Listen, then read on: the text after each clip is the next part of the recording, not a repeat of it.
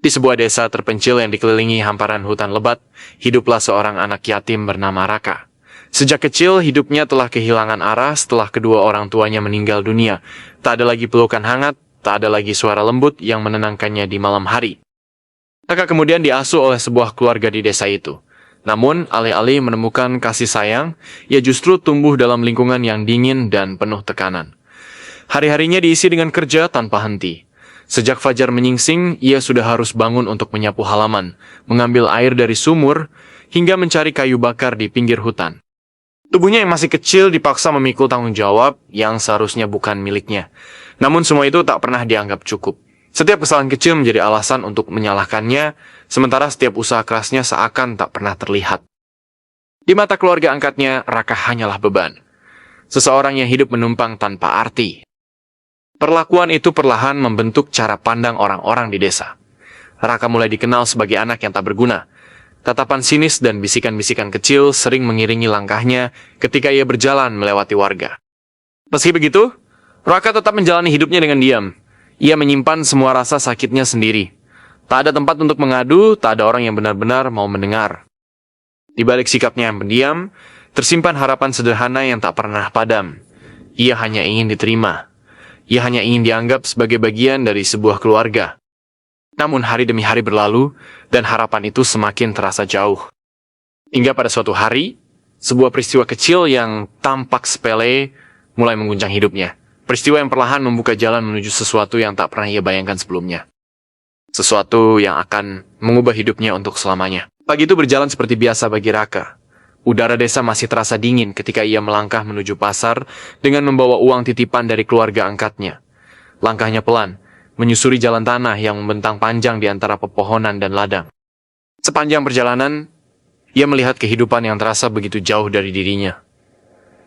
Anak-anak lain berjalan berdampingan dengan orang tua mereka, tertawa ringan tanpa beban. Pemandangan sederhana itu justru terasa asing bagi Raka. Sesampainya di pasar, suasana ramai langsung menyambutnya. Ia menjalankan tugasnya dengan hati-hati, membeli kebutuhan rumah sesuai pesan yang diberikan. Tak ada sedikit pun niat untuk berbuat salah. Ia hanya ingin menyelesaikan tugasnya dengan baik, agar tak dimarahi. Namun ketika ia hendak meninggalkan pasar, suasana tiba-tiba berubah. Kegaduhan muncul dari salah satu sudut. Orang-orang mulai berkumpul, saling bertanya, dan mencurigai. Sebuah dompet dilaporkan hilang dan dalam sekejap, rasa curiga menyebar ke seluruh penjuru. Tanpa alasan yang jelas, perhatian orang-orang perlahan tertuju pada Raka. Sosoknya yang dikenal lemah dan sering dipandang rendah membuatnya menjadi sasaran yang mudah.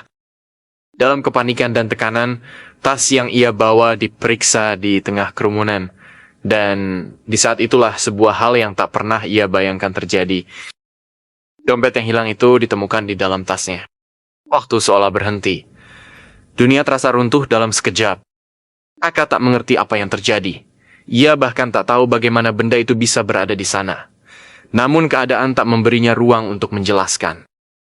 Tatapan orang-orang berubah menjadi penuh tuduhan. Kecurigaan yang semula samar kini berubah menjadi keyakinan. Dalam sekejap, Raka dicap sebagai pencuri. Ia mencoba bertahan dalam diam, namun tekanan yang datang bertubi-tubi membuatnya tak berdaya. Rasa takut, bingung, dan sedih bercampur menjadi satu, menyesakkan dadanya. Hari itu, untuk pertama kalinya dalam hidupnya, Raka merasakan kehancuran yang begitu dalam. Bukan hanya karena tuduhan yang tak benar, tetapi karena tak ada satupun orang yang mau percaya padanya. Langkahnya pulang terasa lebih berat dari biasanya. Ia membawa lebih dari sekadar barang belanjaan. Ia membawa tuduhan yang akan mengubah nasibnya. Dan tanpa ia sadari, kejadian itu hanyalah awal dari penderitaan yang jauh lebih besar. Sebuah keputusan kejam telah menunggunya. Dan takdirnya perlahan mulai bergerak menuju kegelapan yang tak terelakkan. Langkah Raka terasa berat saat kembali ke rumah. Setiap pijakan di tanah seolah dipenuhi rasa takut yang semakin menekan dadanya. Tuduhan yang ia terima di pasar masih terngiang jelas di kepalanya. Namun penderitaan itu belum berakhir. Kabar tentang kejadian di pasar ternyata telah lebih dulu sampai ke rumah. Saat Raka tiba, suasana terasa berbeda.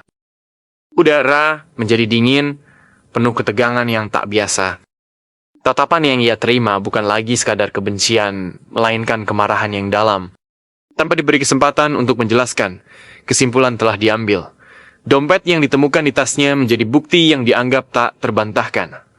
Raka dinilai bersalah tanpa ruang pembelaan. Hari itu, untuk pertama kalinya, ia menerima hukuman yang jauh lebih keras dari sebelumnya.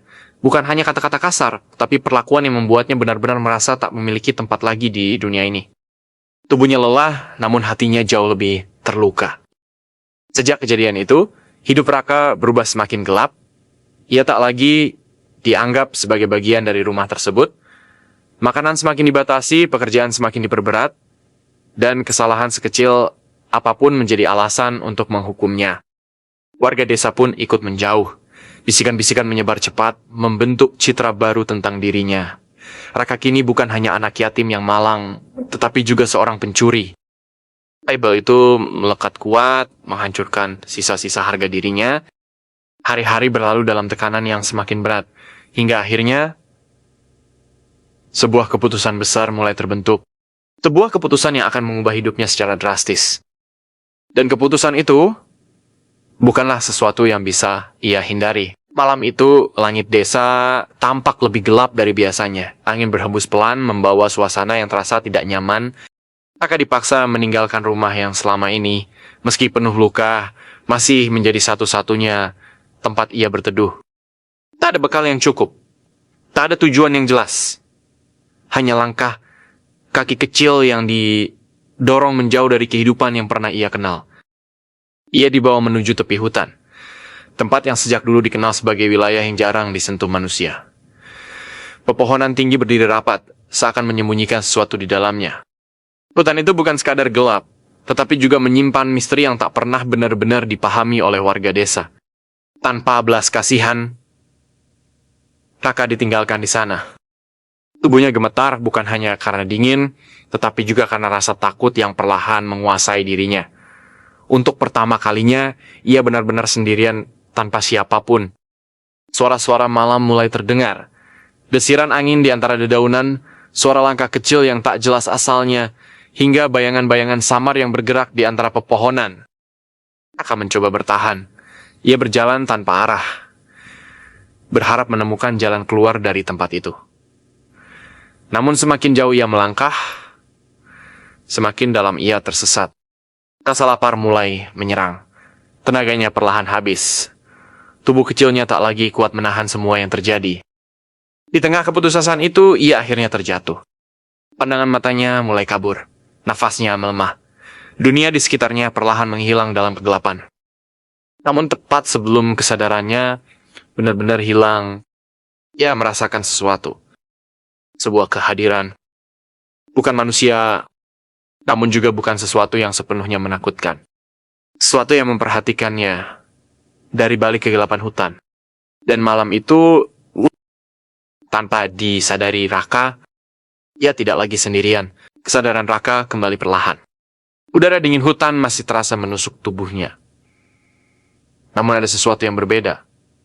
Rasa sakit dan lelah yang sebelumnya menguasai tubuhnya kini terasa sedikit mereda, seolah ada yang merawatnya saat ia tak sadarkan diri. Ia terbaring di atas hamparan daun kering yang tersusun rapi, tidak seperti saat ia terjatuh sebelumnya. Di sekelilingnya, suasana hutan terasa lebih tenang. Terlalu tenang untuk sebuah hutan yang dikenal liar. Raka mencoba bangkit. Tubuhnya masih lemah, tetapi cukup kuat untuk berdiri. Ia melihat sekeliling, berharap menemukan seseorang. Namun tak ada siapapun. Hanya pepohonan tinggi yang menjulang, dan cahaya samar yang menembus di antara dedaunan. Namun saat ia melangkah perlahan, sesuatu mulai terasa aneh. Ia seperti tidak benar-benar sendirian. Perasaan itu datang tanpa bentuk, seolah ada mata yang mengawasinya dari balik kegelapan, bukan dengan niat jahat, tetapi juga bukan sesuatu yang bisa membuatnya tenang. Beberapa kali ia mendengar suara langkah ringan. Begitu halus, hampir seperti angin yang bergerak. Namun setiap kali ia menoleh, tak ada apa-apa di sana. Raka mulai berjalan tanpa arah. Rasa lapar kembali datang, tetapi anehnya, ia menemukan beberapa buah dan air jernih di tempat-tempat yang tak biasa. Seolah sesuatu sengaja meletakkannya di sana. Hari mulai berganti malam. Dan saat kegelapan kembali menyelimuti hutan, suasana berubah menjadi lebih mencekam. Di kejauhan, Raka melihat cahaya kecil. berpendar lembut di antara pepohonan. Cahaya itu bergerak perlahan, seperti memanggil. Tanpa sadar, langkah Raka mengikuti cahaya itu. Semakin jauh ia berjalan, semakin kuat perasaan aneh itu. Udara terasa berbeda. Lebih hangat, namun juga penuh misteri. Dan di saat itulah, Raka mulai menyadari bahwa ia telah memasuki sesuatu yang bukan lagi bagian dari dunia manusia. Cahaya itu akhirnya membawa Raka ke sebuah tempat yang tak pernah ia bayangkan sebelumnya. Di tengah hutan yang lebat, terbentang sebuah area yang terasa berbeda. Pepohonan di sekitarnya tampak lebih rapi, udara lebih hangat, dan suasana yang semula mencekam berubah menjadi tenang, namun asing. Cahaya-cahaya kecil mulai bermunculan di sekelilingnya.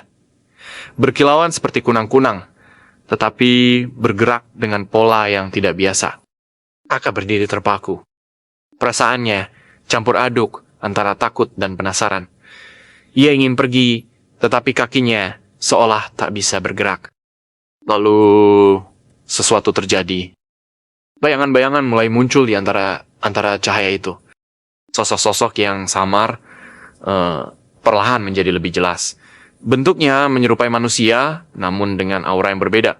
Gerakannya halus, hampir seperti melayang, dan kehadiran mereka membawa suasana yang tak bisa dijelaskan dengan kata-kata. Raka merasakan jantungnya berdegup kencang. Ini bukan manusia. Namun anehnya, ia tidak merasakan ancaman.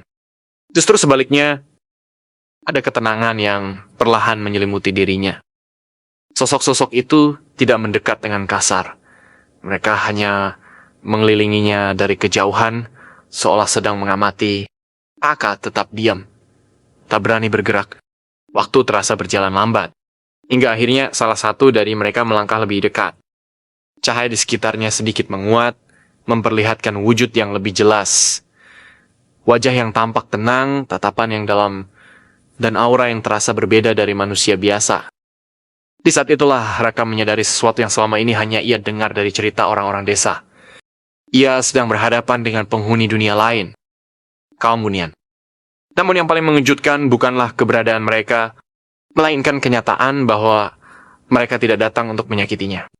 Malam itu, di tengah hutan yang gelap, anak yatim yang dibuang tanpa belas kasihan justru menemukan tempat yang untuk pertama kalinya tidak membuatnya merasa sendirian. Malam itu menjadi titik balik dalam hidup Raka.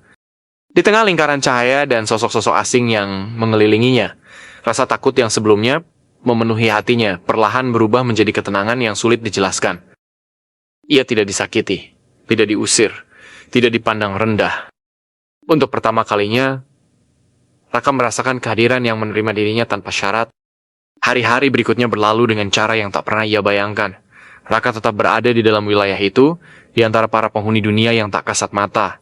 Mereka tidak berbicara seperti manusia, namun kehadiran mereka seolah mampu menyampaikan maksud dengan cara yang berbeda. Raka mulai memahami bahwa ia sedang dilindungi. Makanan selalu tersedia. Tempat beristirahat terasa hangat dan aman. Luka di tubuhnya perlahan sembuh, dan rasa lelah yang selama ini ia pendam seakan menghilang sedikit demi sedikit. Namun di balik ketenangan itu, sebuah kebenaran perlahan terungkap. Raka mulai melihat bayangan-bayangan kejadian yang pernah ia alami, seperti potongan kenangan yang diputar kembali, namun dengan sudut pandang yang berbeda. Ia melihat pasar, kerumunan orang, dan seseorang yang diam-diam menyelipkan sesuatu ke dalam tasnya. Seseorang yang selama ini tak pernah ia curigai. Perlahan, Raka menyadari bahwa semua yang terjadi padanya bukanlah kebetulan. Ia telah dijebak.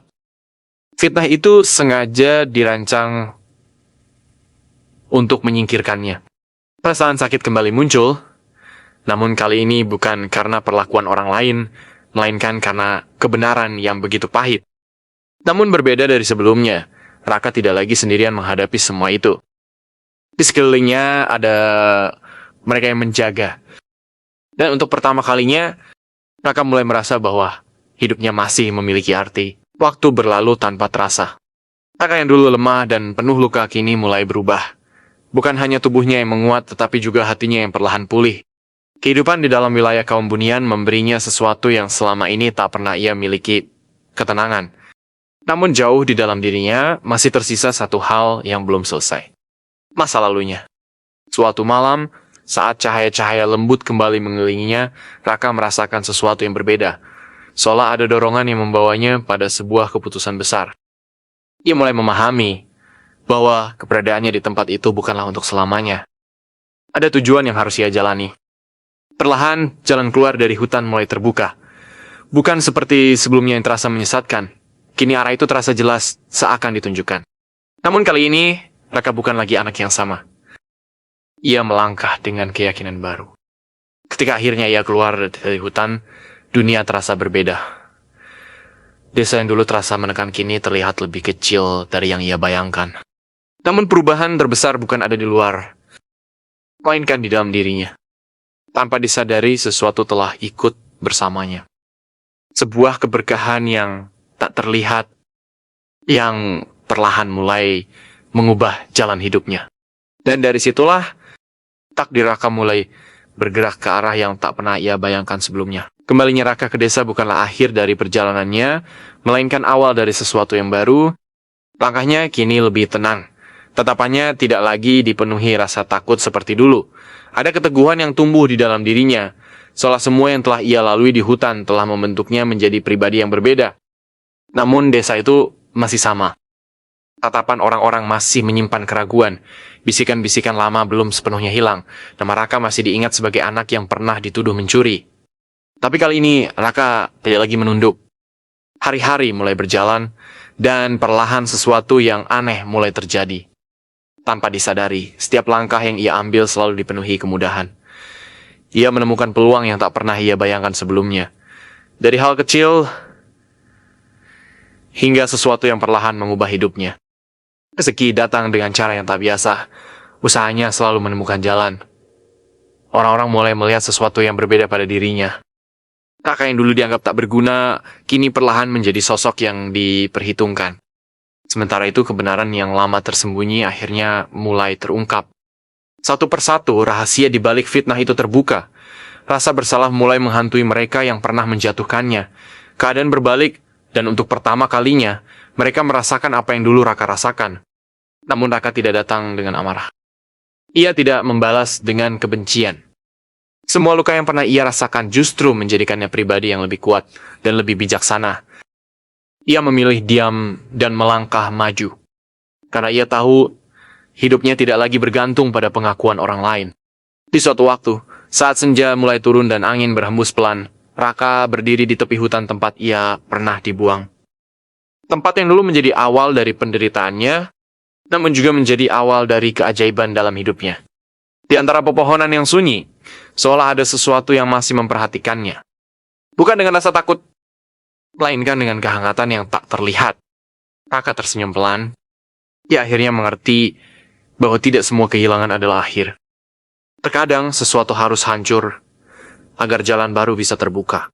Dan dari seorang anak yatim yang terbuang, ia telah berubah menjadi seseorang yang menemukan jalannya sendiri. Dengan cara yang tak pernah bisa dijelaskan oleh dunia.